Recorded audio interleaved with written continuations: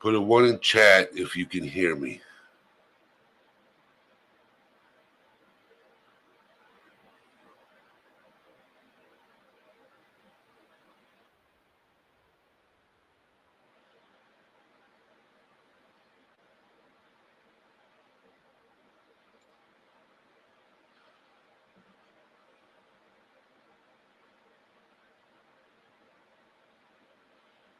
All right, hold on.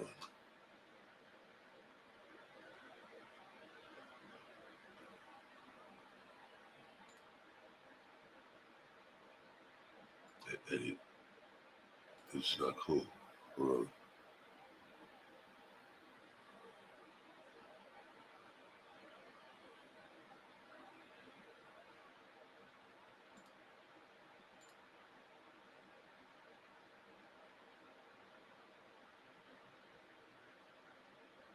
Comments.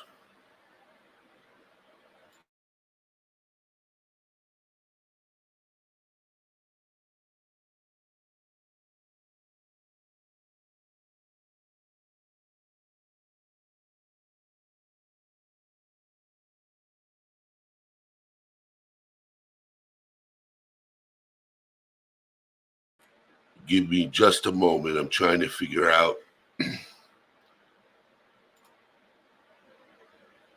how to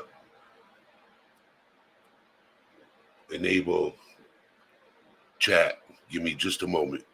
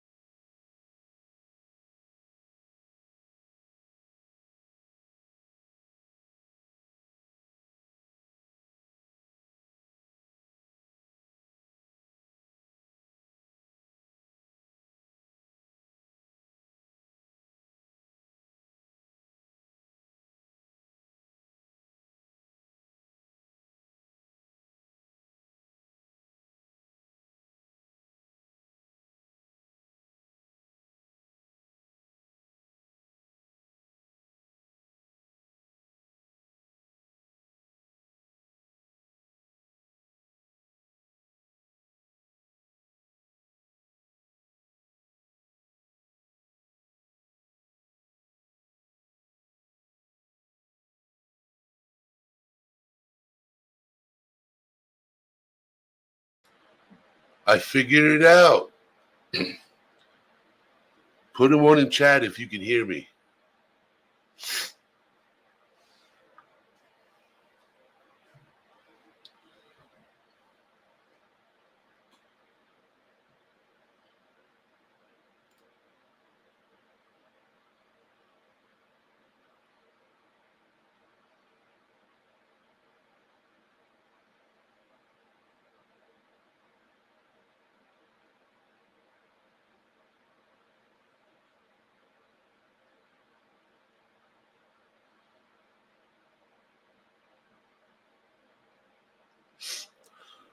Awesome. It took me a minute to figure this out. It felt like my brain was going to blow up, like the screen. Oh, my word. Thank you guys for joining me on my very first live. I told everybody earlier I was nervous. I'm still a little nervous, but I'll get over the nervousness.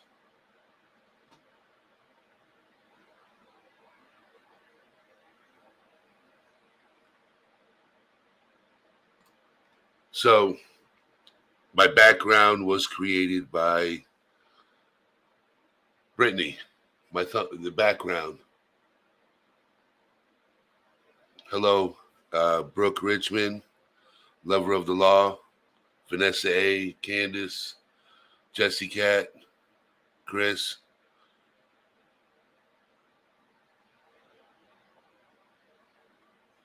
Okay. So, what I'm going to be sharing with today is my history with mental health.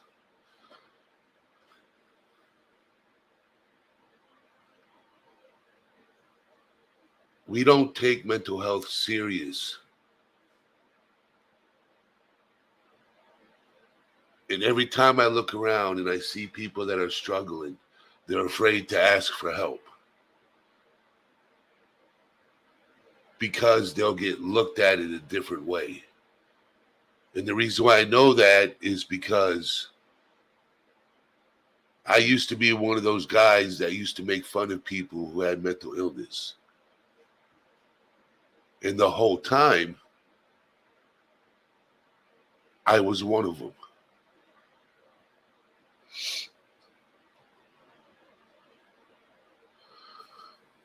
So I'm going to start off with my childhood. How I got to where I am today.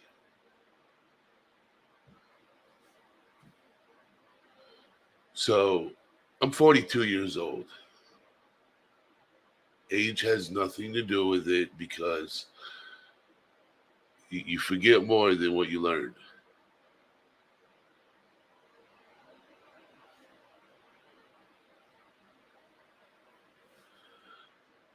So it started off as when I was 6 years old.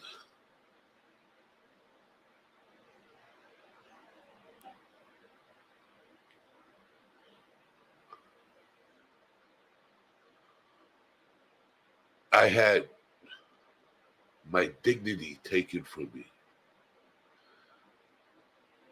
And I didn't know how to say anything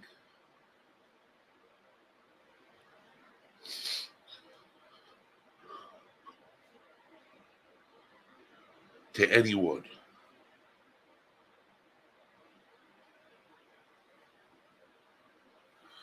I'll figure that out, so shine for Jesus.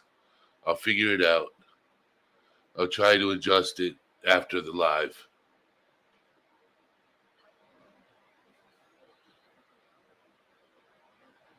And then as in the same time frame, I used to get abused physically. Not by my mother, but somebody that was supposed to protect me.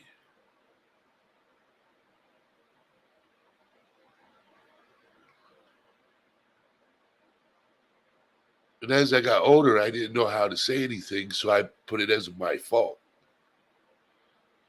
I'm to blame for it.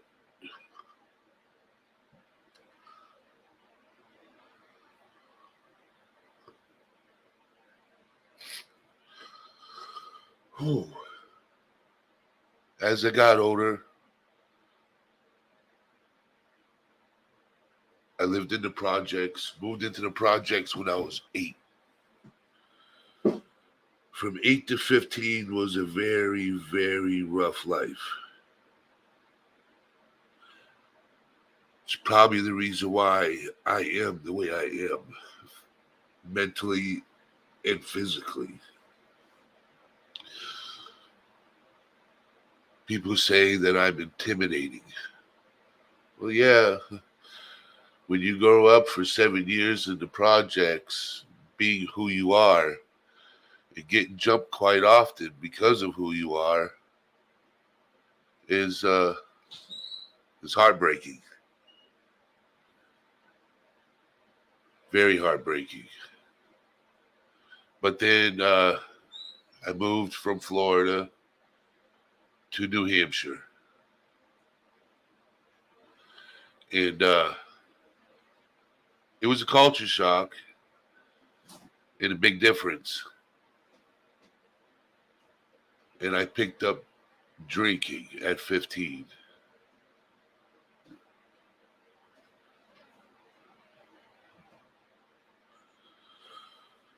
I was doing all this to cope.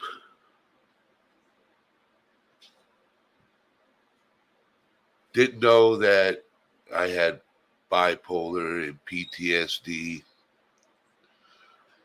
and unspecified personality disorder. A lot of people don't understand what unspecified personality disorder is. If you get to know me as a person, you'll understand that I'll have 5 conversations with one person. The subject will change 5 times within a 5-minute period. I'll have, it's hilarious. I'll have a conversation with you and I'll jump around. And then we'll end up where we started off in the very beginning. Like I can't stay focused mentally.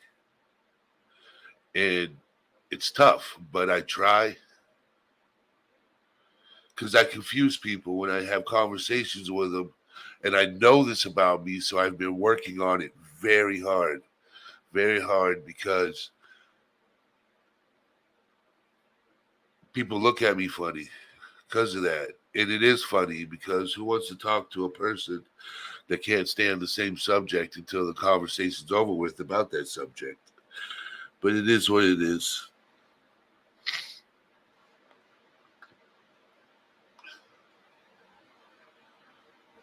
So I didn't stop drinking until I was 30. That's when I had a mental breakdown. And I contemplated, I was sitting in my vehicle and I was like, do I drive off this bridge or go to the hospital and get help? Well, I looked at a good handful of my friends took their own life. And I know how I feel about that.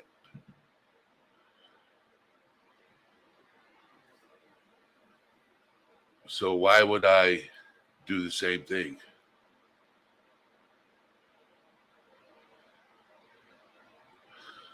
So I went and got help when I was 30. Took 15 years to sober up and realize I need help.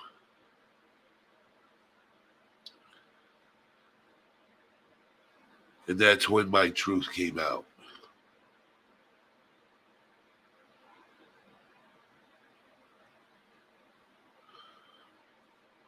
That's the short story. That's just a short story.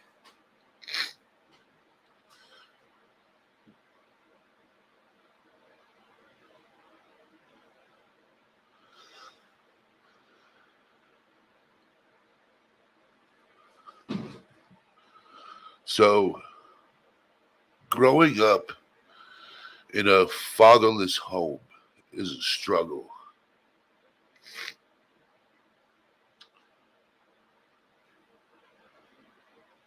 It's tough because you don't have anybody to teach you how to be a man. You have to figure it out for yourself. And on top of that, trying to figure it out for yourself is pretty difficult. Because when you're raised around women your whole life, You learn how to cook, you learn how to clean, you learn how to do everything. The only thing you don't know how to be is a father.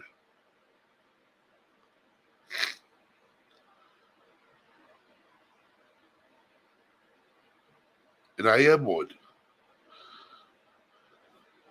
And I'm a shitty father.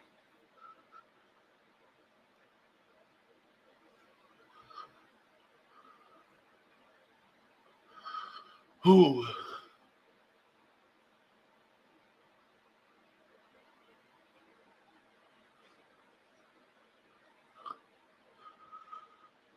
And I think the reason is my first child died the day she was born.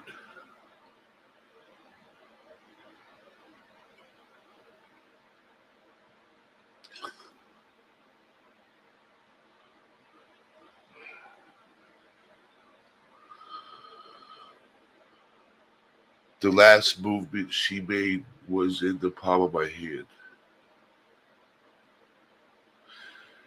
And I knew it wasn't her. I knew it was her nerves. But still.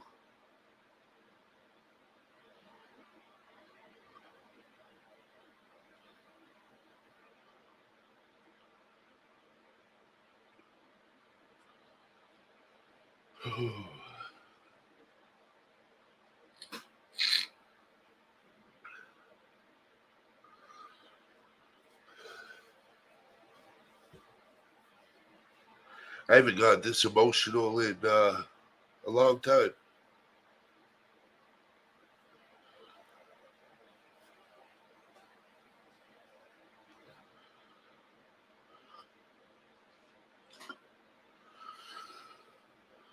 But damn, I needed it.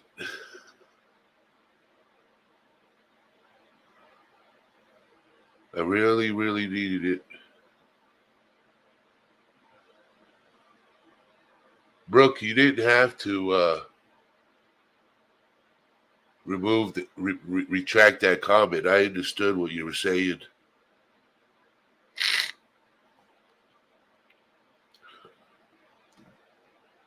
I understood what you were saying.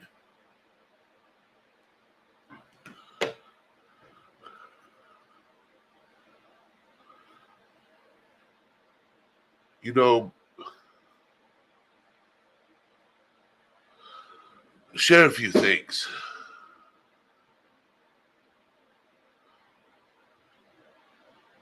I never wanted to do any of this until one of my favorite artists, Ryan Upchurch, started doing the whole Kylie Rodney thing. And it brought me into the true crime community. And I met Britney's channel.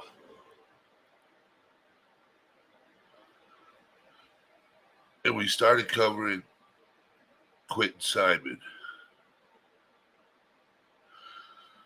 And a lot of you people know that I shared part of my story on her panel.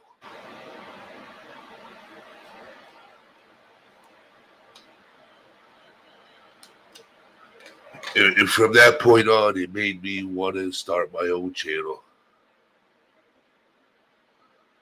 to talk about mental health.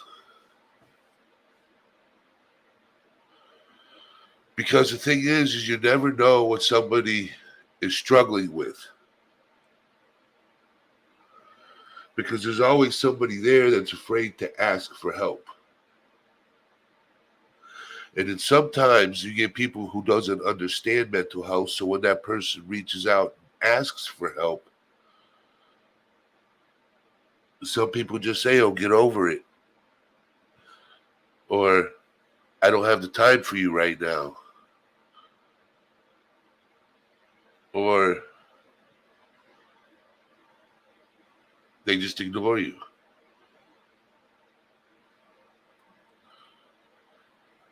When I told a friend of mine about me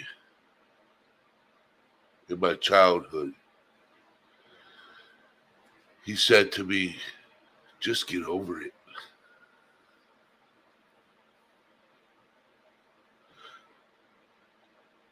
I wish I could. That's what I said to him. I wish I could, but oh boy, it ain't that easy. It ain't that easy when you have PTSD, when you have flashbacks. I've had many flashbacks. There was a point in time in my life I would fantasize about getting revenge on the person who took my dignity.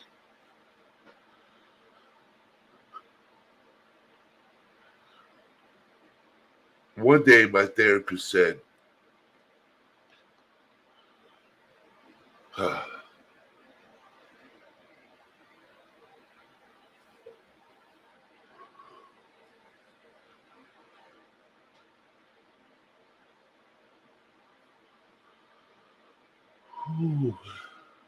I gotta breathe.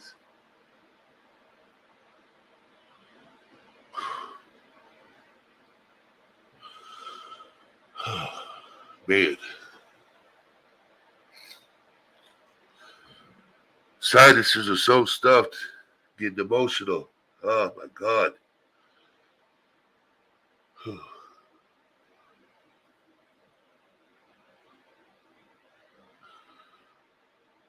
But you don't get over it. You use it as strength. You use it to inspire other people. You use it to reach out and help other people. Take your trauma and turn it into a strength. Don't let it tear you down. Don't let it turn you into something you're not. For a while there, it made me become something I wasn't until one day. Yeah, I've been going to therapy for 12 years. And it took me reflecting on myself to try to help other people.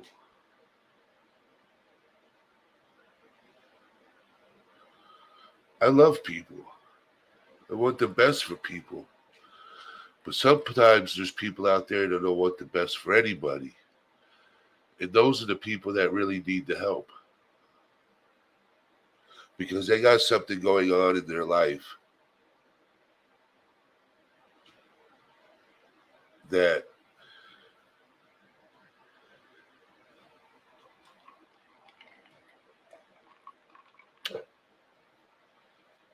sorry, I'm bouncing around.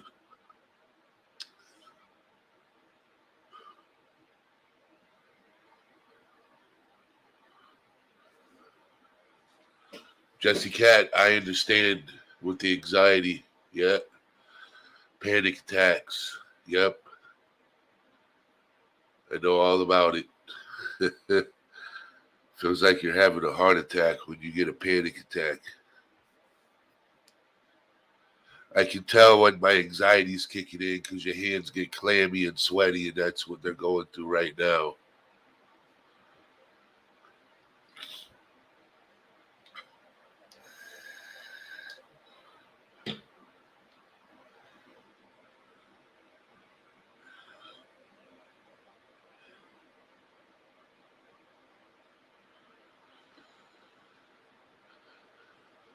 I love this community. And yes, do we have some trolls? Yes, I love trolls too. They're all welcome here in this channel because it's a mental health channel. And I'm crazy, and I admit it, and I love it. Well, I think every single one of us has some hint of craziness. Some's just worse than others, I believe. We all have our moments. Don't we? Don't we all have our moments?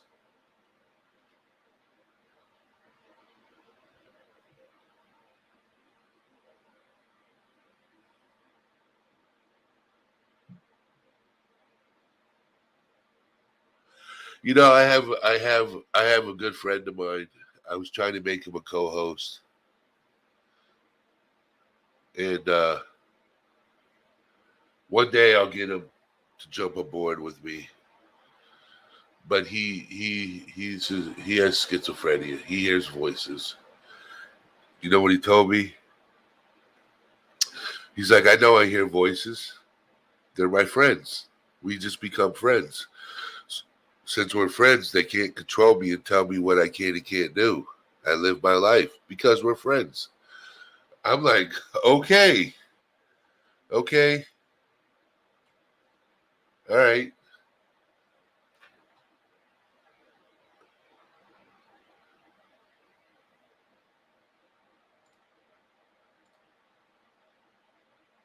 All right.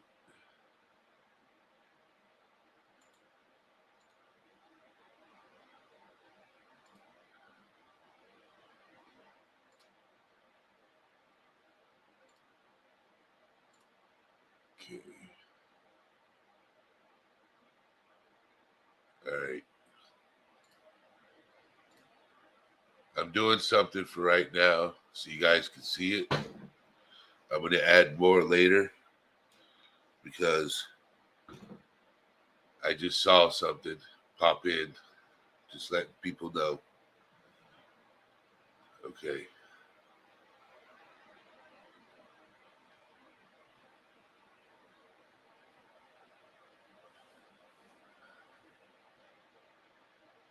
Okay.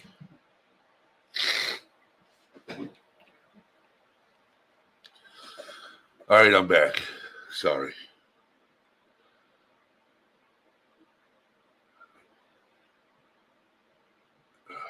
Man. Huh. I think I lost where I was at, my train of thought. Oh, yeah. Taking your the problems you struggle with, anxiety, bipolar, PTSD, manic, paranoia, schizophrenia, uh, paranoia, any mental illness. There's many, and instead of making it your weakness, make it your strength. It's going to take time. It's going to take a while. It don't happen overnight, but try to make it your strength, and then help people around you. Say if you need help, if you need somebody to talk to, you can talk to me. I'll be your shoulder to cry on. I'll be your ear to listen. But one thing don't ever do is give somebody advice if you've never been through it. If you don't struggle with certain things, don't ever give advice because that's the worst thing you can do. Unless you can relate to it and you've been there and you've done that, then you can give advice.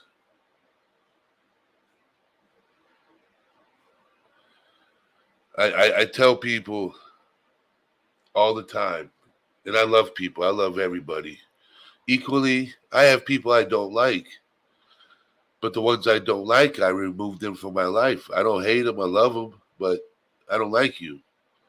So I don't need you around me because you're negative energy. So I eliminate them. I'm like, yep, yep. Have a good day. That's what you have to do. That's what you have to do. If if you're struggling with anything and you got people around you, you reach out to them and they look at you crazy or look at you funny and they don't want to help you or anything like that, those are the people you don't need around you.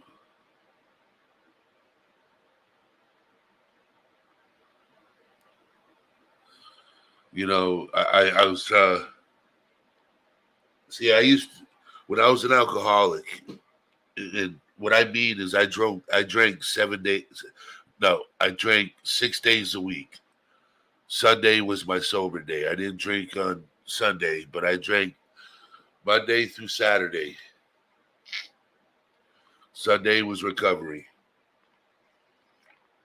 Most of the time I would get drunk so I could go to sleep. And it repeated over and over again.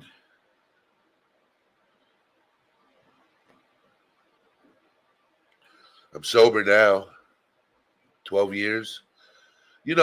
I've had my relapses because of transitioning from one area to the next and something happening, and I have a mental breakdown and I relapse for a couple of days, and then I go get help, and then I'm sober and I'm good. But I don't go on a binge like for a week or two or three. That's no. Like for my 42nd birthday, because my 21st birthday I spent it in the hospital. My daughter passed away April 13th. I was in the hospital on my 21st birthday. So on my 42nd birthday, I partied with a bunch of my friends. And yeah, I that's the last time I drank really, because I know that if I don't keep alcohol at my house, I don't go to the store um, and buy it. I don't go to the bar and buy it. I don't spend my money on it.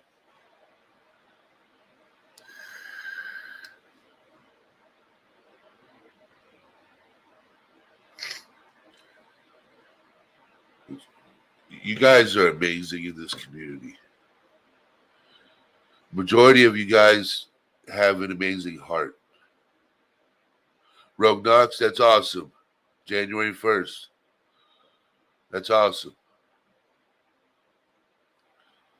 I was sober for 7 years before I did my first relapse and ended up back in the hospital.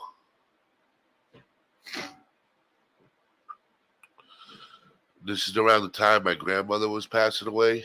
She was dying from cancer. And I mentally couldn't handle it because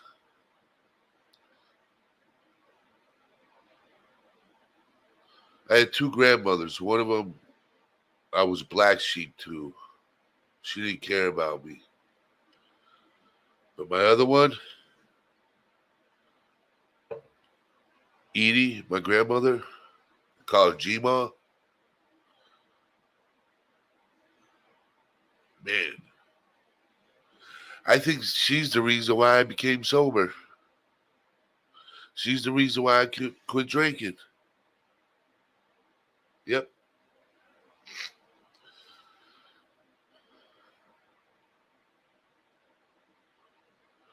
I know she'd be proud of me.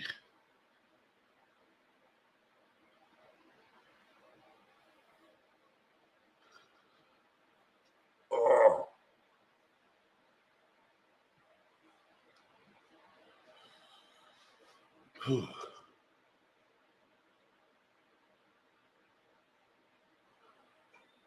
oh my God.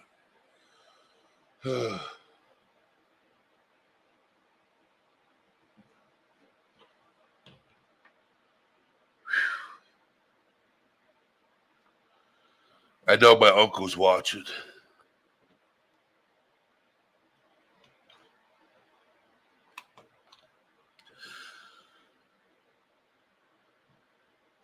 Yeah, my uncle's watching. He's down in Florida.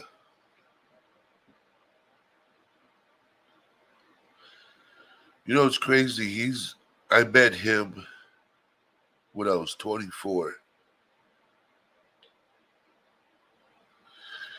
Even though he's my uncle, my dad's brother, I still call him Pops because I can talk to him about anything and everything, and he don't judge me. He don't try to preach to me. He don't do nothing. He accepts me for me and who I am.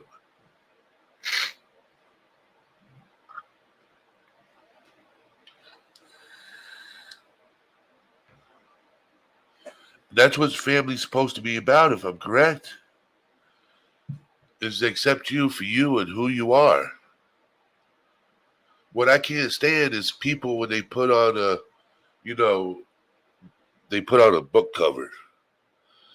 They put a fake cover over a book. And then once you open up that book and you find out who they really are, that's what I can't stand. Just be who you are. Putting on a front for people to accept you is the worst thing you can do, because once them true colors come shining through, everybody finds out. And then now you have to move somewhere else because you just destroyed yourself. You know, and there's so many people who put on a front.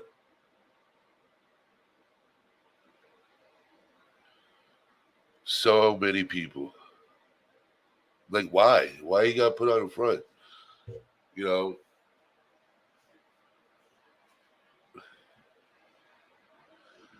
you gotta notice is I have a few friends that are wealthy but not happy. And then I have a few friends that are poor and that are happy. That confuses me. I've never I've never understood that.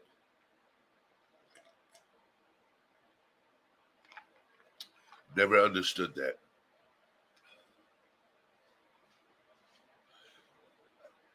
When you One thing I learned is putting on a front is a sign of depression because you're ashamed of who you are as a person.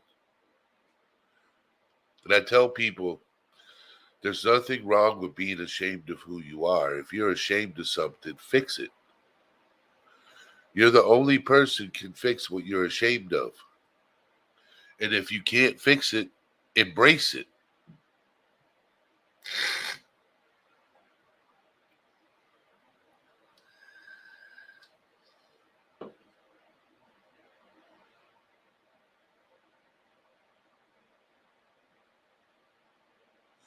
That's right, Megan. You got to be who you are. You can't.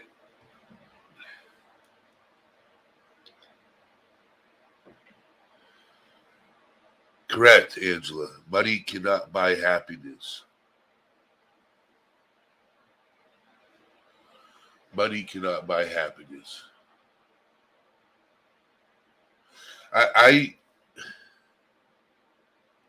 when I was younger, I will tell you this. The reason why I know about the whole putting on a front and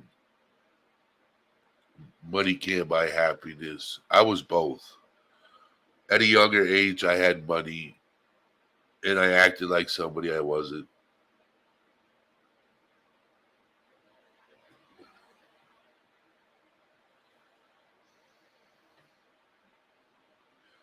And I realized being something you're not will never make you happy. Will never make you happy.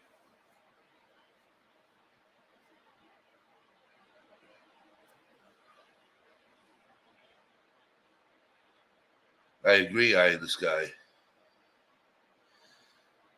But it took me 30 years to come over some obstacles.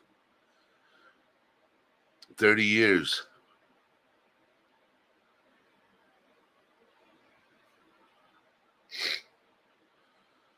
Mental health, I will say this. Mental health is a bitch. Yes, she is. She is a bitch. But it's all in how you handle it. It's all in how you handle it.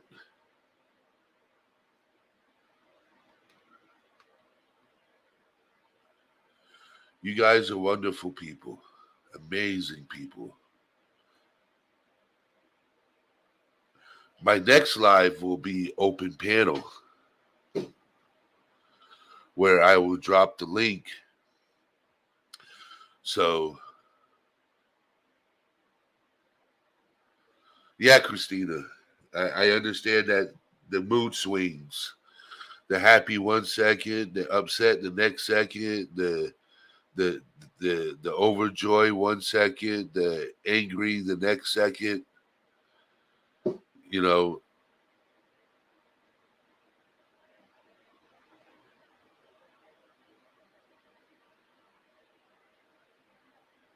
yes, I agree, Trista Scott. I used to be the same way.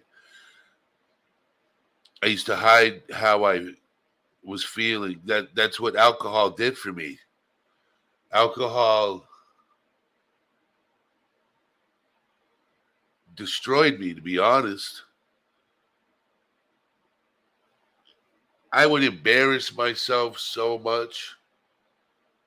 People don't understand, man. I used to embarrass myself just to get people to laugh. So I would laugh. So I would get drunk and I'd do the most embarrassing things. And I didn't realize what I was doing until I can laugh on it now because it's hilarious. But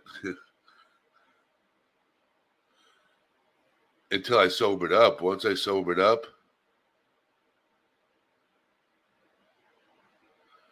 it was yeah. It was like, hello, how you doing? This is how you've been screwing your life up for the past 15 years.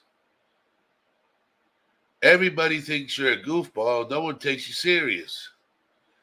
Now that I stopped drinking and I am who I am, people think I'm too serious.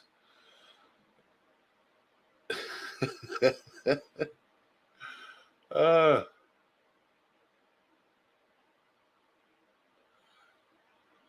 yeah, this guy, I totally agree. I used to have the world's biggest smile. You know, I shouldn't even be. I shouldn't even be where I am today. To be honest, I shouldn't even be where I am today. To be honest, when I was 12 years old, I had a pew pew. I wish I had a soundboard to make that sound. Pew pew pulled on me when I was 12. And you know, I hated life so much that when that person pulled that pew pew on me, I put my forehead up to the pew pew and said, "Pew pew, go ahead and do it." That's why at 12 years old, I hated life that much. What kid would do that? I ask myself today, why did I do that? Why?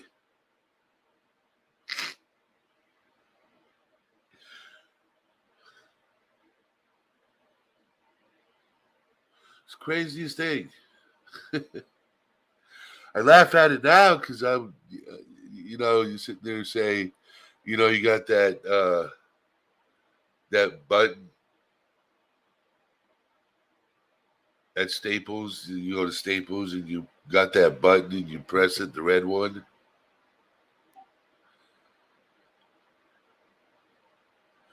Now you look at it now. When I did what I did, you hit that button and it says, "Dummy." Why would anybody in their right mind walk up and be like, "Go ahead, do it"?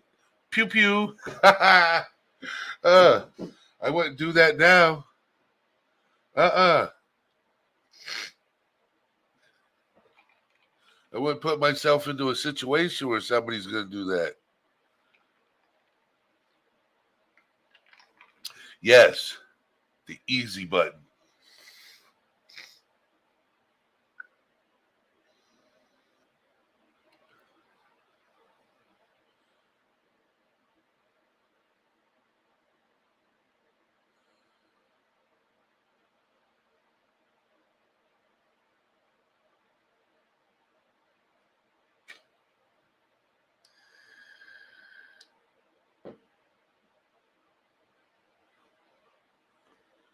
You know, you guys being in here,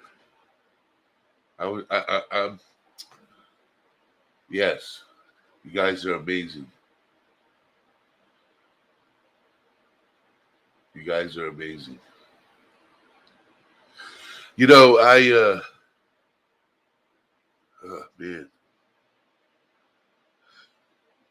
this community has done so much for me mentally. Why? Because I look forward to something. The live streams, sitting there talking to people, watching chat. You know, I've never had a passion in anything, be honest, except sports. And I'm a people person too.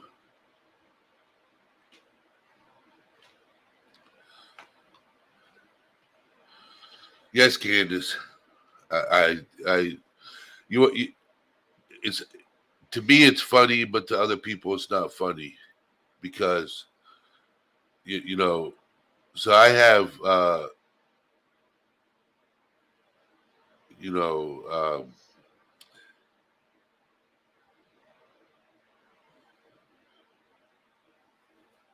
you know how when you got the good conscience and the bad conscience, you got the angel and the demon, you got the good and the bad, you got the yin and the yang, and you got all that, right? Well, in my brain, it's like a battle. So far, the good is whooping up on that evil. So far, there's been times that evil was getting the best of the good. You know, and what I mean by saying that is since I quit drinking, I contemplate disappearing from this planet 2, 3 times a day. And then that angel, the good, comes in and starts smacking the evil guy around and say, "Hey, leave him alone. You don't need to be thinking that." And then the thought goes away.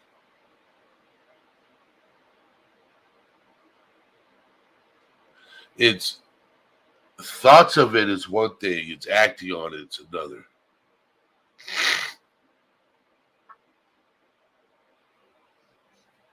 I'm a coward. I'll say that. If it comes to taking my yes, I'm a coward.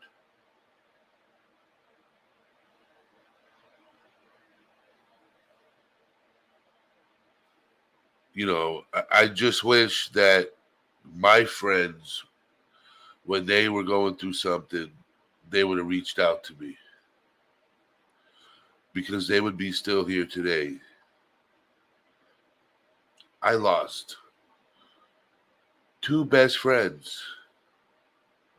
What I don't understand is why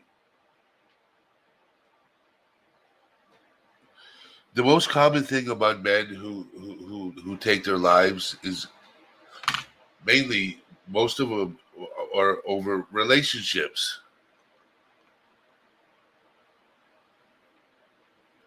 I never understood that. Over relationships.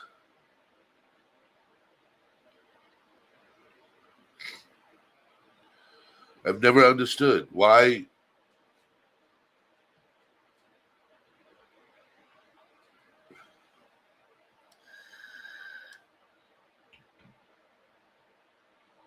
two of my close friends left this planet over a relationship.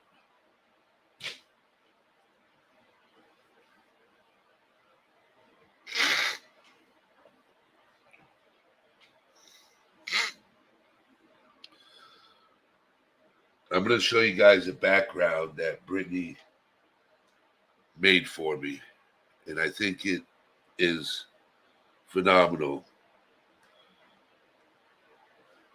Give me just a second.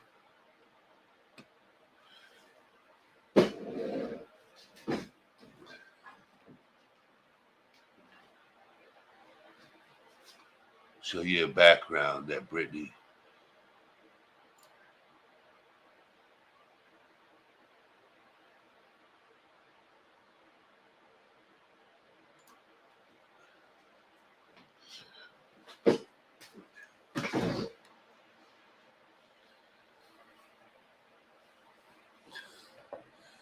When she sent me that background, I was pretty impressed. I was like, yeah, I like that. I like that background, the battle axes. Yes.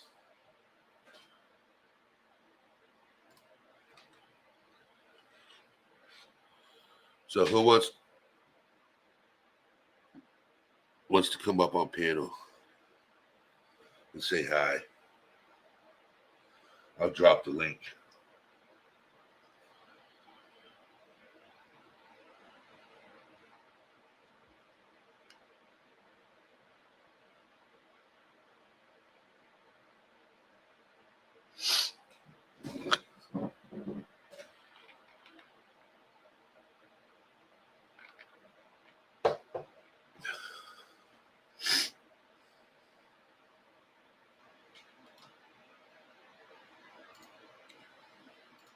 Somebody wants to come up, I'll post a link.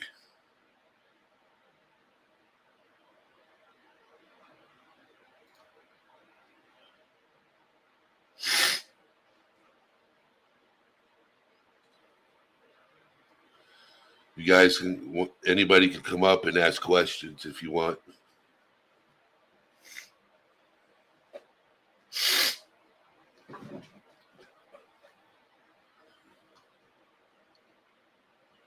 It's up to you.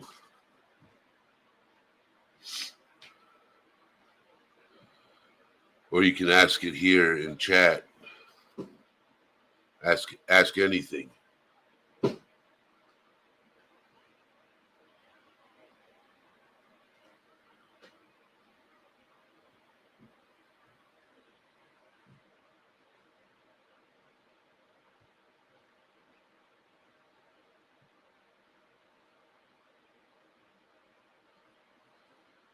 Yeah, I already cooked dinner, but it finished by just right before the live started. I'm like, great. Now I just got to wait until after the live to eat. I learned how to cook when I was 9 years old. 9. Fried chicken, homemade collard greens, mashed potatoes, pork chops, steak.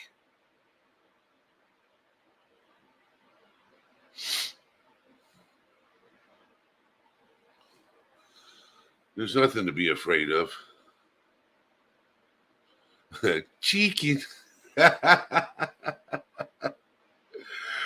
Brittany's so hilarious when she does that.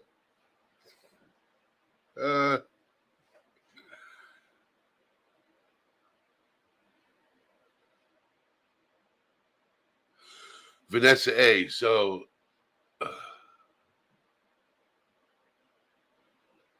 okay. All right. I'm adding you to the stream. Okay. All right. Candace is up. I was getting ready to answer Vanessa's question. Go ahead. I seen it. Go ahead. So, I will tell you this, Vanessa. It took me a long time to realize I was worthy. I know what my worth is. You got to find out what your worth is, what you have to offer to the world. The world can't tell you what you have to offer. You have to figure out what your strengths are and what you have to offer to somebody. So, what do you have? What do you wanted to talk about, Candace? Well, when she did that, I was going to say, like, when you were sitting there, I didn't necessarily know I even really wanted help. I knew I needed help.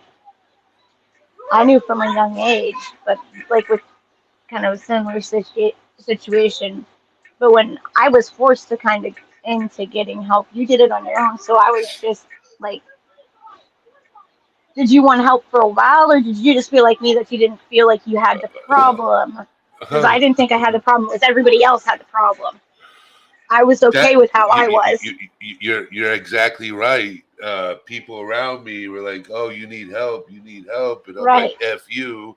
I don't need help." Okay. You know, I thought it was just me. While I have this drink in my hand and I'm downing it, you know, telling somebody I don't need help when, Oh, Oh, the alcohol isn't enough. Let me go ahead and try the other drugs. So that wasn't enough, and all of a sudden, I gave up the alcohol, and I'm down using fentanyl. Like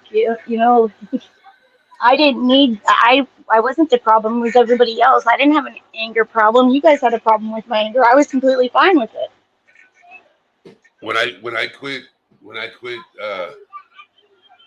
drinking, people saw a different side of me. And you know what's crazy is they said, "Yeah, you were a happy drunk, and you're a serious asshole sometimes, but I'd rather you be this type of person than what you were before." He's like, I like the seriousness in who you are now. My best friend said this to me. And so, I mean, he's my brother, okay? He's my Hmm. brother. Said this to me. He's like, I'd rather you be you than be the old you. Yes, you were hilarious. You were an amazing person. You were awesome. Everything else, but you were miserable at the same time. We were just trying to make ourselves feel as the we wanted to. I wouldn't say I felt too much. I wanted to know what it was like to not feel. That's why I drank, because I didn't want to feel anything. I got tired of feeling. I felt way too much. Like feelings suck. Like newsflash, they do. Emotions fucking suck. Nobody wants to feel every single thing, and it's intensified when you have a mental health issues. It is intensified, and then when you decide to drink or use on top of it, like it's So so my question for you, because what I do, I go to therapy twice a week, every 2 weeks. I have a caseworker that I see once a week, hmm. and then I have a psychiatrist that I see every 3 to 6 months. Okay, Right. so what what what do you do? Do you go to therapy? I have a therapist weekly. I have okay. So first, I am on methadone to get off of narcotics. So I am in a clinic weekly. I go 3 times a week to a clinic. I am drug tested weekly, actually twice weekly. I have a counselor weekly, a mental health counselor every 2 weeks, drug and alcohol counselor weekly. I have a mood stabilizer counselor monthly. I see my psychologist every 2 months, and I see my methadone doctor weekly. Plus, I see somebody for ADHD weekly. All right. So my question for you is, okay, And I have are my kids on a schedule as well. They also go to yeah. drug and alcohol therapy. They go every Tuesdays and Thursdays, and they also have a mental health specialist because this is my recovery is not just my recovery; it is our recovery. I did stuff to my kids that is beyond imagining, and it is my responsibility as a mother to fix what I have done.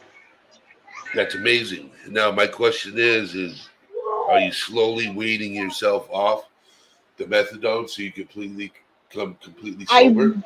that is the plan. I have a Good, 3 year plan to do that.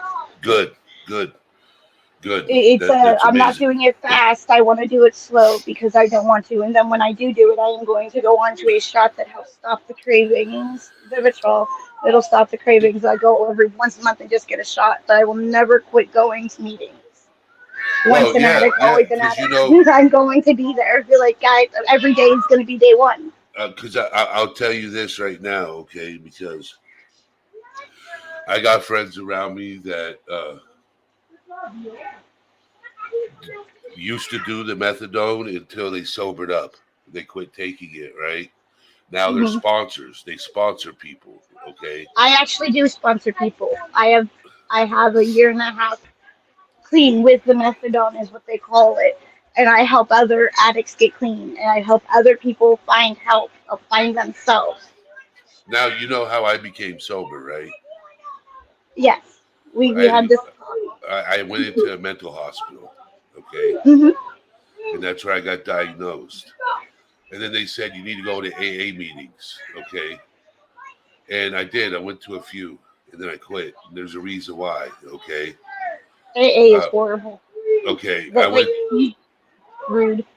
I went to an AA meeting, and I had a sponsor, and Hmm. I walked by a pizza place that had a bar Oh wow. in the Mhm. town I lived in, and I saw him drinking.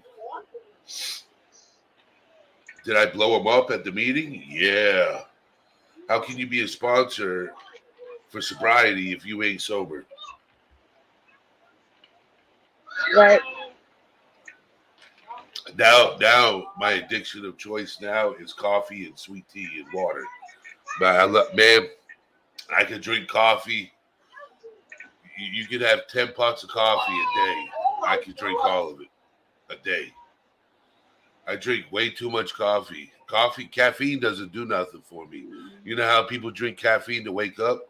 I drink caffeine so I don't get a headache. Okay, that's the only reason why I drink coffee, is so I don't get a It's a headache. it's a stress distraught. I am so sorry.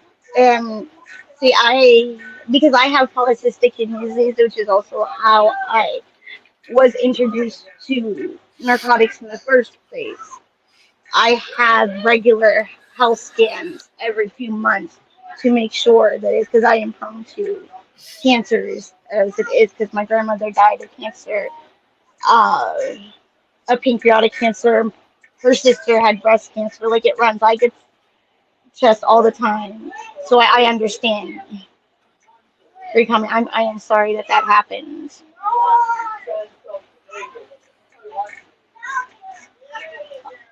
I mean, I can drink coffee and go to sleep. Yeah, me too. It I'm does not do the same thing to me that it does to everybody else. I'm posting my email in chat for anybody that needs to reach out and talk um, privately. And if you need me to communicate with somebody Oh that wow. is close to you, um,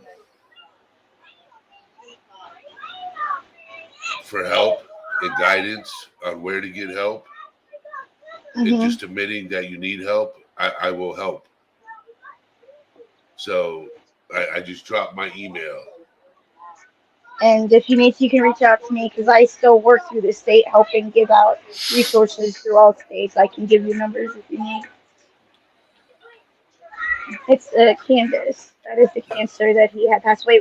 Pancreatic cancer, first stuff. So where I live, Hmm. uh, they have so I live in New Hampshire, New Hmm. England, and they have like 3 different places where you could go and get help.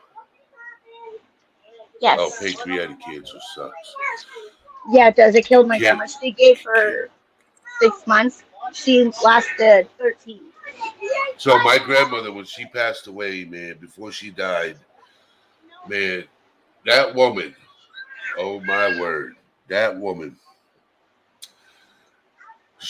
I, you know how you say respect those who you fear the most. Oh yes. Oh, I respected my I feared her. grandmother. Oh shit. Oh, I respected Probably the my only woman I've ever grandmother. feared. My, my grandmother, dear Lord, if you ever crossed her path in a bad way, oh yeah. She don't have her hands no more, but she got a purse. You'll know about My grandma used it. to take off her flip flop and hit you with it. No, my grandmother didn't wear flip flops, Oh my but grandma. Well, she called it. I called them flip flops. They were house shoes. She just flung them off so fast to hit you with it. It wasn't even. I don't know why I'm ugly crying right now, but I totally am Kim Kardashian ugly crying. Why, Violet? And I don't like Kim Kardashian. I think she's ugly regardless if she's crying or not. So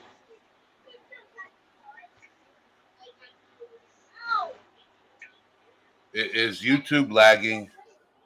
I think so. That's what I was just gonna ask you.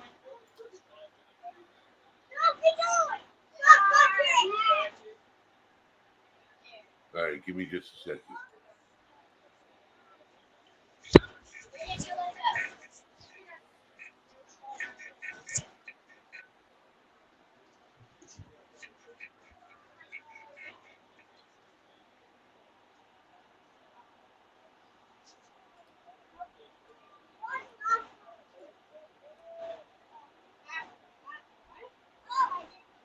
Is YouTube still lagging?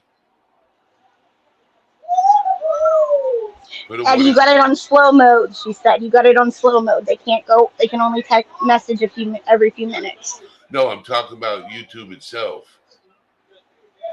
Not chat. Not chat. Is It is because chat is slow mode. I love everybody.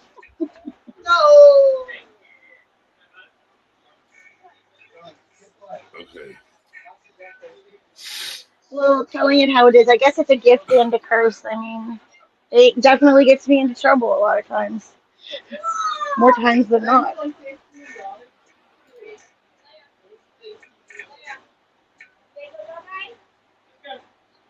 Oh shit. People are leaving.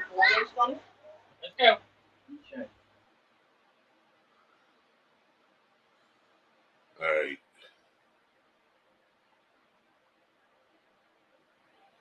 Does anybody in chat know how to speed up chat and what I'll do? I don't think you're going with them right now. They didn't tell me anything. Next on the weekend they told me. They already talked to me. Okay. They said I All could right.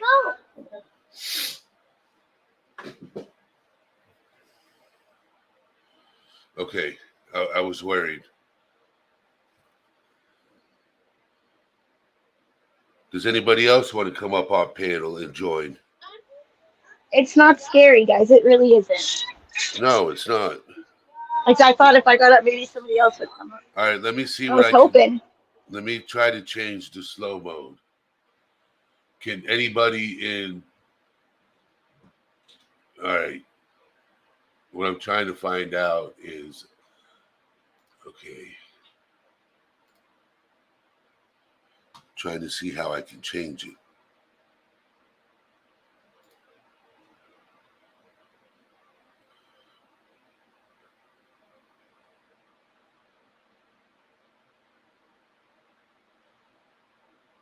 Okay.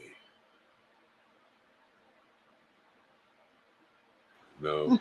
Violet, you're so cute. She says, I'm just feeling you. She just has it. We all have issues. Everybody, we all met for a reason. We're Yeah. all supposed to be here. So we share something. Like nothing in this world is not a plan. You were supposed to meet me. We were supposed to. Like, we just got to figure out what it is and get along without killing each other before it happens. Before we figure it out. Rogue, are you still in here? Yes. I have a question. Go to your account settings and settings section and select options. Okay, so go to playback. Playback. She knew. Look at you go.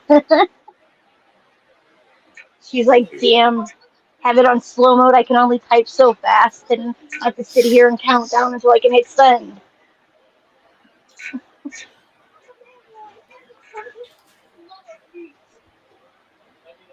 Give me just a second.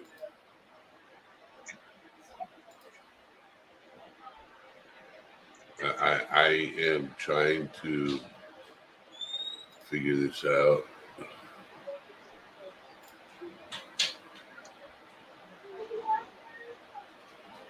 Okay.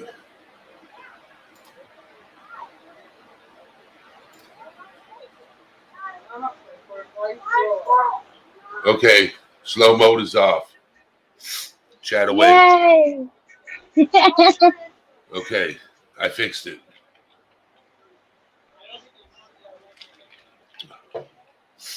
I'm learning this as I go. I'm Oh, learning life's this as just I going. go. It worked. What, baby? You don't want to go? You don't. I am sorry for Not yet. putting it on slow mode. I'm learning as I go. Before you know it, my unstable self will have this all figured out. Is mental health available for free at all in America, or does it cost them? Well, It costs, okay, but hold on. there are programs. I can help you get it for free. So where I There live, are ways. where I live, and then there's certain states that have what they call community outreach programs, right? That's exactly what I was going to So say. You are 100% right. um, I go to a place called Riverbend. It's in New Hampshire. It's Merrimack County. And where I go, it's called a CSP, Community Service, provider.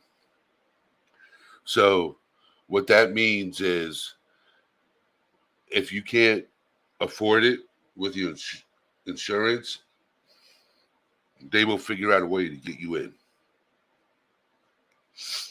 They'll figure out a way. And if you're on the verge of not being able to handle yourself and move on, An emergency room will always help you regardless. Yes, they have. No matter where you're at, what state, they will always help you. And they will Yes. set you up with free care afterwards. So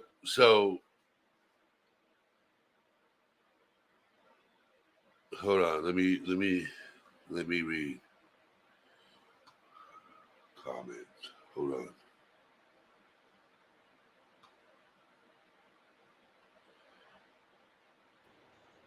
I know that to speed it up in Erie or in Pennsylvania, Okay, we have a crisis line that can get you in faster if you're in it, and they work through the emergency room. Like if you call those 1-800 crisis numbers that we can get posted throughout chat, and that they can help you get in faster than you would be if you were on a waiting list for your insurance company.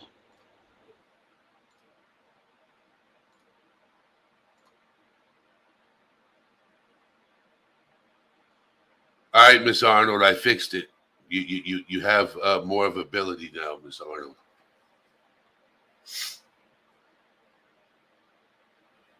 Okay.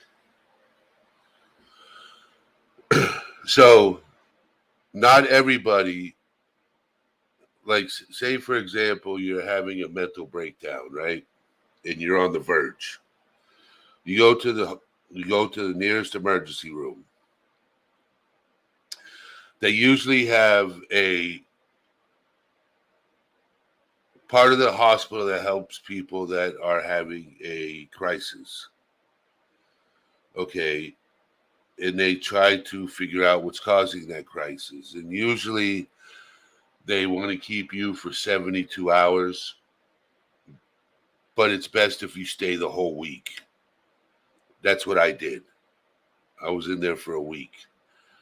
I could have left within 72 hours, but I stayed for the whole week because I needed help. They give you that choice. See, Yes. in Pennsylvania, they don't give you that choice. What they'll do is they will you go into the hospital for 72 hours, and then they have a residential unit. We have 10 of them that they will send you to, and that you can go for 72 hours there, and then you can go for 5 days in the residential unit, and they will work with you there and still medicate you, and you'll still see a therapist Well, so like you would in the hospital. They didn't medicate me until they diagnosed me.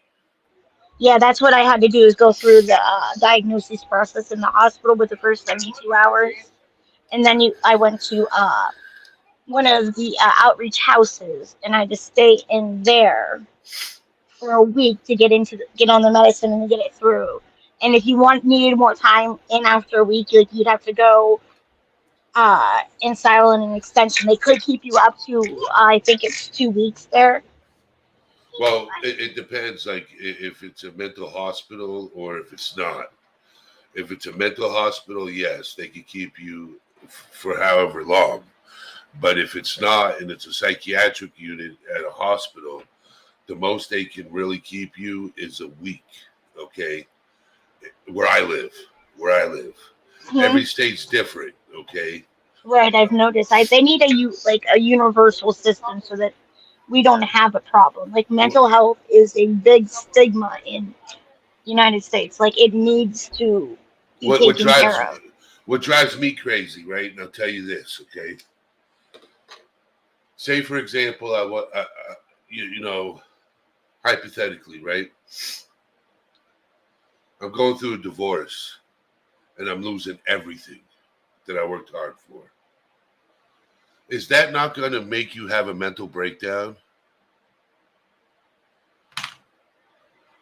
And you want to give up, and you're going to want to give up on life at that moment? In some cases, not everybody goes through that. Some people, they know how to fight through it, and it is what it is. But say, for example,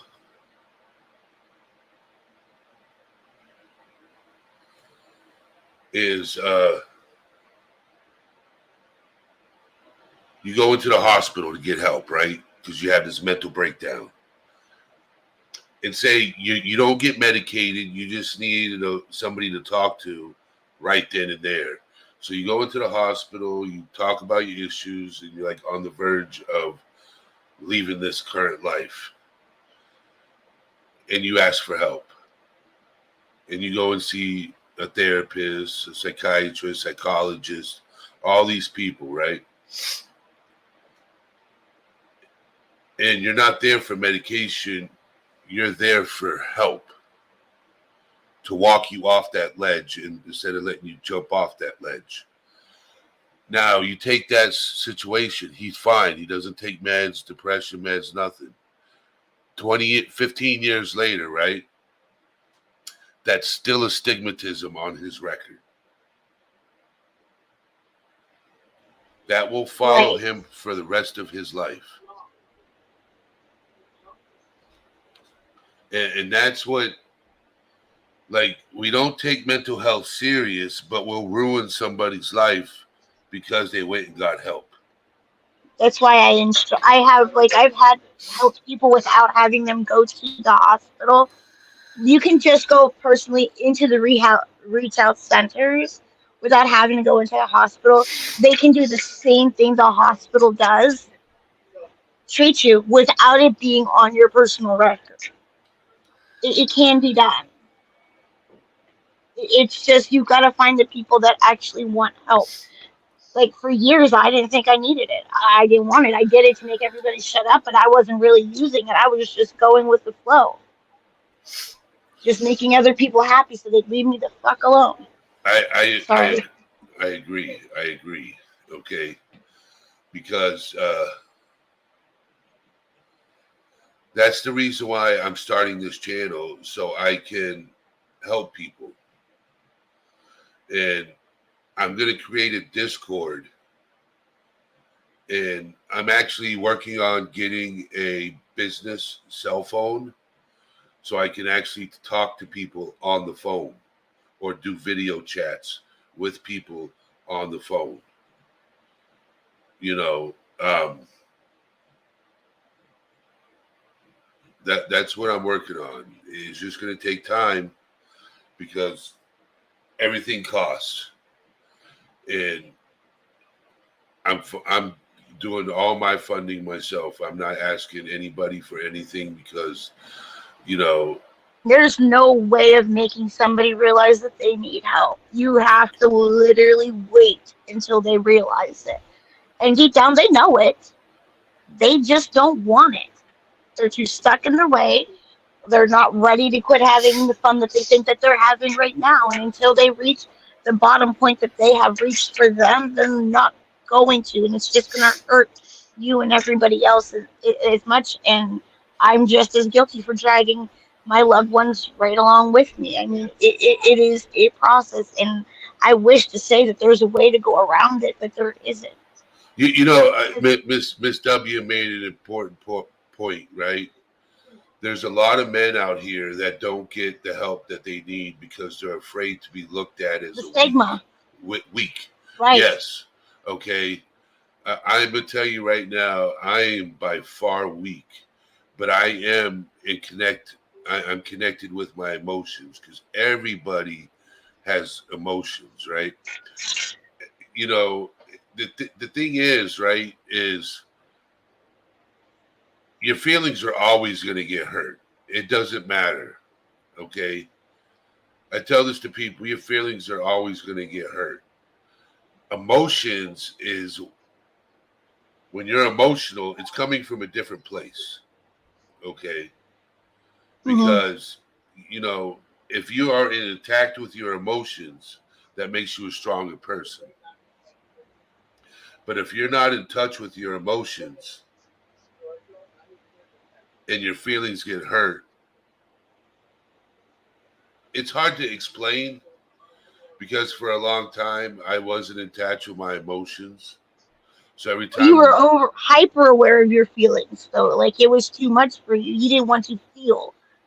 Like you were so aware of your feelings that you like it was just too much. Like I understand. Like I get what you're saying. Like, but you got to also understand when you have so many feelings that you just literally can't think. Like it does stuff. Like you know. So it wasn't that you didn't know. It was you didn't know how to cope with everything that was going on.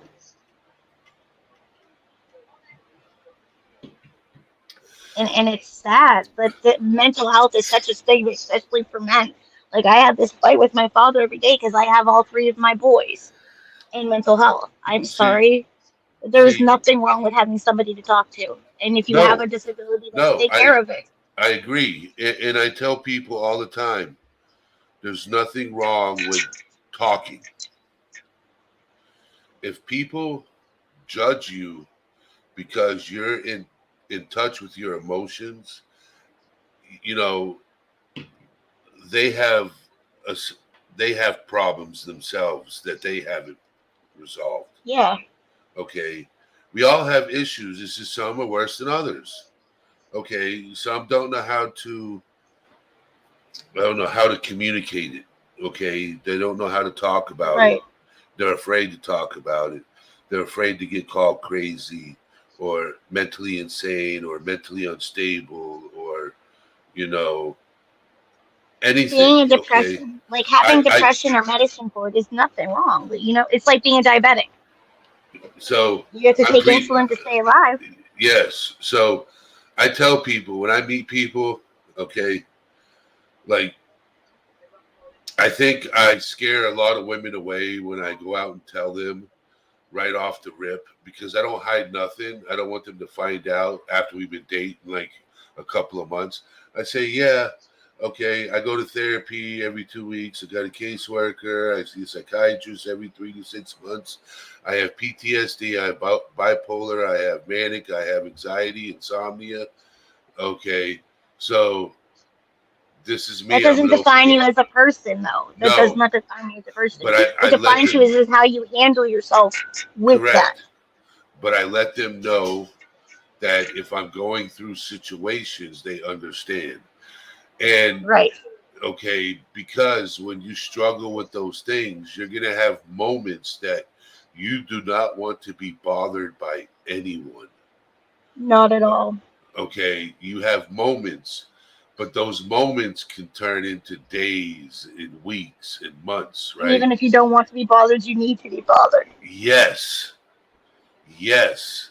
You need to. This is the reason why I love the community I'm part of, is because it makes me interact with people. It makes me communicate with people. It makes me do things that I don't really like doing.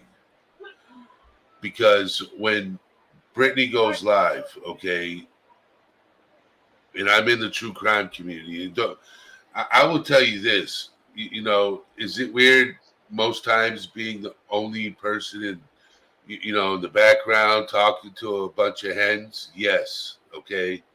When I'm the Well, only Foxy's rooster, there too. He just doesn't talk. he doesn't talk. Okay. I All know. right. I was just trying to make you feel better. So we're talking about medication. So I take Seroquel 50 milligrams. I take 250 milligrams of Lamictal. I take Oh, I do too. I take 4.5 milligrams of Vraylar. Okay. I A feel like bunch of that. hens bite me, Miss Arnold. I agree. We'll remember that when he wants something, right? Bunch of hens, my ass.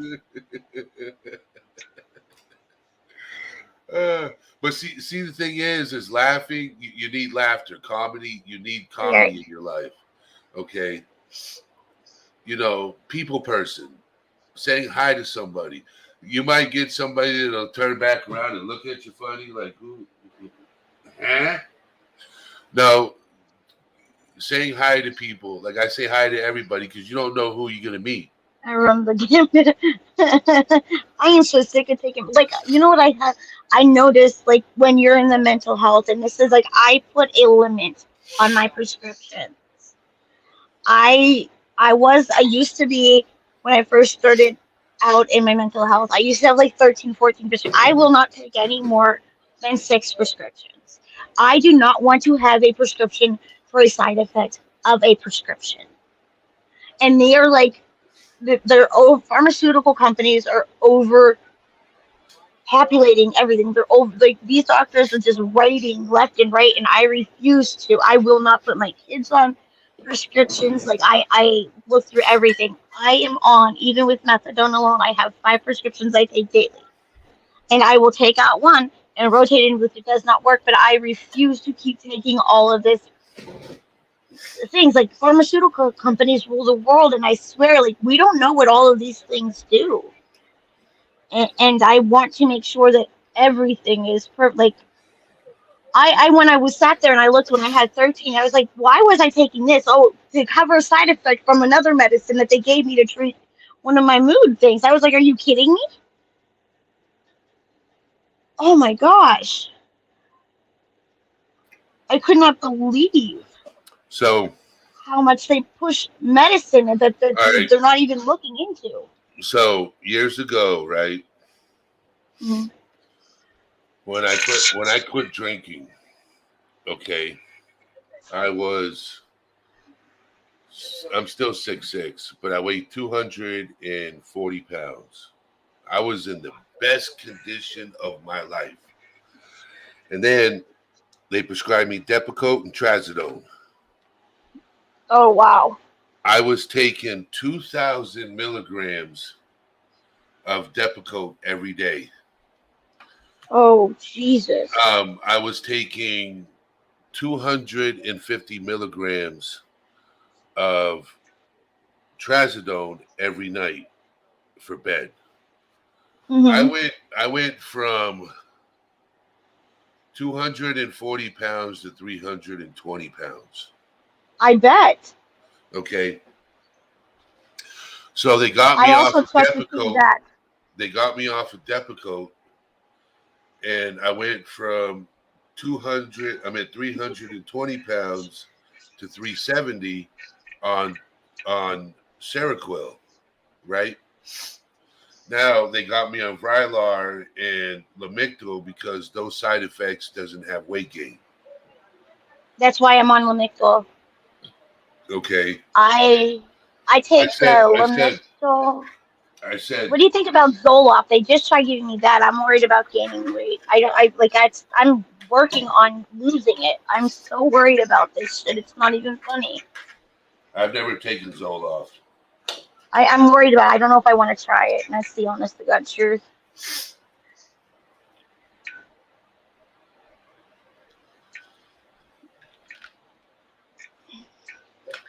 So I went from being an alcoholic with a 6-pack to being sober with a keg. You lost weight on Zoloft.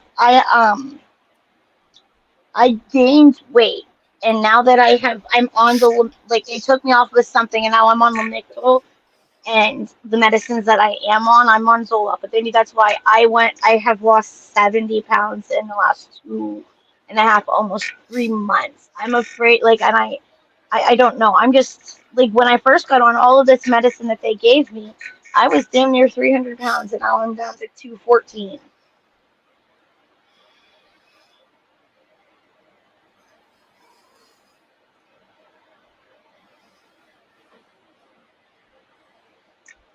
I just like not everybody wants to be like the side effects of these medicines. Not everybody is taking into consideration before they're putting it in their body. And then you got to take in the fact that when you take one medicine and you're on another, how does that medicine mix with this medicine? So, if I could get my medical card, well, I can easily get it. But if I didn't have an allergic reaction to the intake of the bud, I can't take it. I freak out on it. Doesn't matter what. Then I would take that and taking the medication I take. That's why I can't. Like I get so paranoid and freak out. Like they had to knock me out the last time I tried doing it. It was horrible. Mm-mm. But I don't have a problem sleeping. My problem is staying awake. Depression, I have no problem sleeping. Yeah, Klonopin is, man. I can't. I won't. Like I'm currently 6 million of Ativan a day. My doctor can't believe I function fine on it. There's nothing like that's not that high though. Or maybe I've just seen higher. No, 6 milligrams of Ativan is pretty high. It's the drug potency, okay? Okay. See, I was taking 2,000 milligrams of Depakote, but then they weaned me off that and they put me on, what was it? The Seroquel. That went from 2,000 milligrams of Depakote to 500 milligrams of Seroquel. Okay. And then they dropped that in half and put me on Lamictal and Seroquel. And then they dropped 200 milligrams of Seroquel and put me on Vraylar. So, yeah.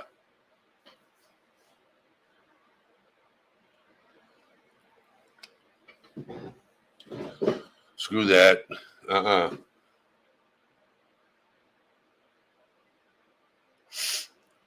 Yeah, that. Oh my God. Hold on 1 second. I gotta go check on my kid.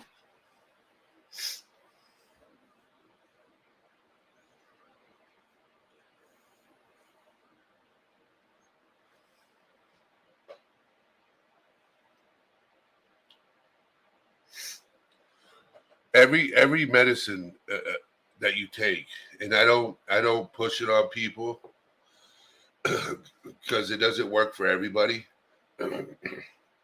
It just works for me. So I know it works for me because of how I used to be.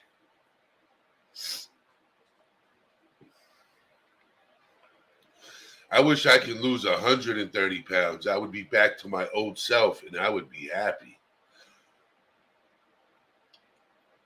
I quit smoking cigarettes.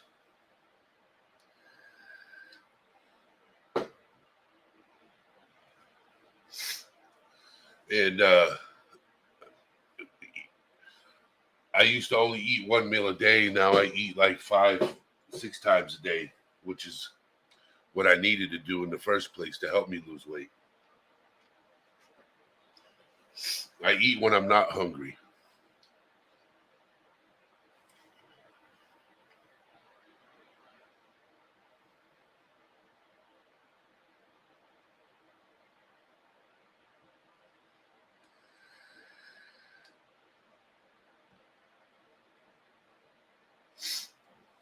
Thank you, Blue Heron, and thank you, Laura. Thank you guys for being here. All right, sorry about that. They were too quiet. Usually when kids are quiet, they... Especially when the 16-year-old is quiet with the 11-year-old and the 8-year-old, there's something going on. They were actually just watching Mr. Beast, but You never can be too sure. See, I I pay it like I go to the doctor's office, right? Mm-hmm. Because I have arthritis in my shoulder, I have it in my back, I have it in my left ankle, and I have bad knees, right? Mm-hmm. And every time I go to the doctor, they're like, do you want something for the pain? I said, man, I'm telling you now, if I came here for everything I needed for pain, I'd be a walking medicine cabinet. I said, I don't need pain meds. I need to figure out what we could do to fix it. Taking a pain pill is like putting a Band-Aid on it. I'm here to figure out the problem and fix it. This is the Amen. reason. This is the reason why I have to go in for surgery on my left ankle. It's because I won't go to Are they pain meds. replacing it? No, they have to. So you have ligaments and you have a tendon Yeah. there. I've stretched all of my ligaments and tendons. They got to go and repair them. Christina, she says I am bipolar. I get insomnia easy. I get insomnia as well, but I've learned to. I don't know. I can meditate myself through almost anything to almost the point where I can sleep, and that took lots of years of practice. I was able to meditate myself through detox and all the withdrawals to help with some of the pain. Now it takes a lot, but my suggestion is if you have a father like I do that doesn't stop listening to Fox News Network or anything, go out on the couch and listen to that shit. If it doesn't put you to sleep, I don't know what will. Jesus Lord, I'm so sick of politics. All right. I got to eat dinner. I will be scheduling another live stream. The next live stream I schedule, it's going to be open panel. And I want people to come up on panel and talk about their struggles and share with the community on how getting help and seeking therapy has worked with you. So, I've seen that series. Have you seen that series? She's talking about painkillers on Netflix. no, but I'll look into it. You'll like it. All right, let's encourage more people to come up on panel. Yes, I want people to come up. So Yes. Rogue Knox will come up next time. Yay! So I will get Britt's live schedule because I want to work around her because I love being in. No, I haven't made a Mississippi mud roast. You got to email me the recipe, Brooke. I'm gonna look that up. I'll drop my email in chat again so you guys will have it. And if you need to reach out and need to talk, you can email me.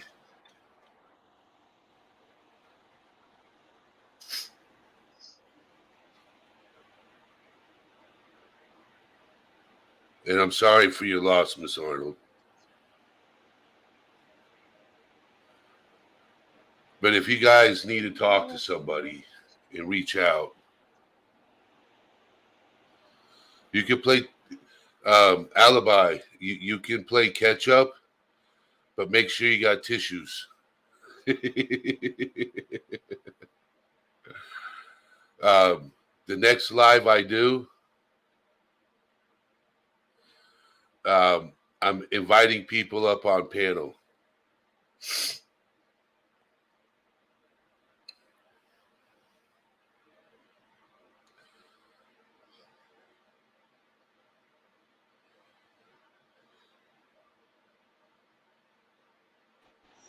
All right, Eddie. Thanks for letting me come up and talk. Yeah, Candace. I'll Thank you for jumping up here. Yep. I'll talk to you later, hon. Thank you, everybody. I'll see you later.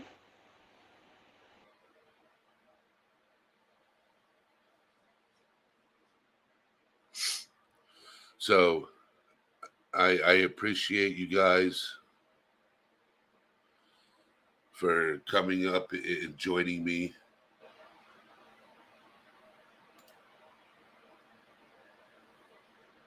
Thank you for listening to me bare my soul out to you guys.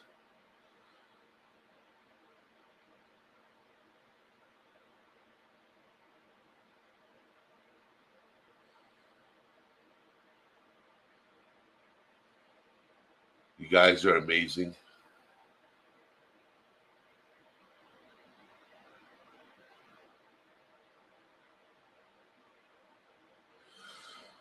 So I'm going to end this stream here. And I'm going to do it in my radio voice. Thank you for joining All Things Serious. Have a blessed day.